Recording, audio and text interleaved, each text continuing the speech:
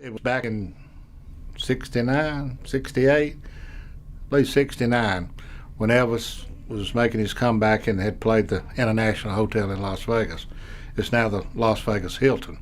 Mr. Brown had been doing a show the week prior to Elvis coming in, and he was ending his show at the International Hotel there on Saturday night, and Elvis came in on the weekend, and he was to open the following week.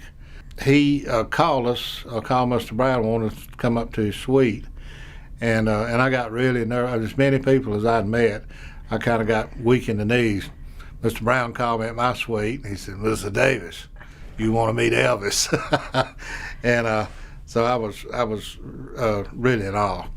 But we went down to the suite, and Elvis met us out in the hall as we were getting off the elevator, and I went upstairs to the suite. He was a floor above us, and but they were laughing and talking, and we went inside and had some sandwiches and coffee, and the next thing they got to singing bars of gospel music, and they were teasing each other.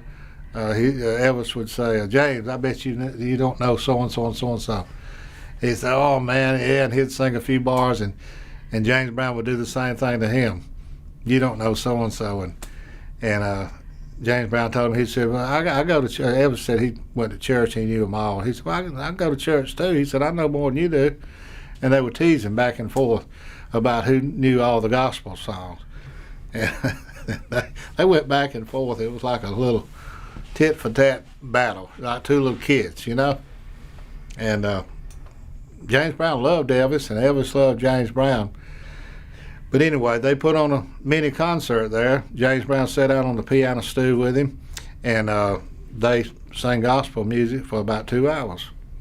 And that was how I first met Elvis.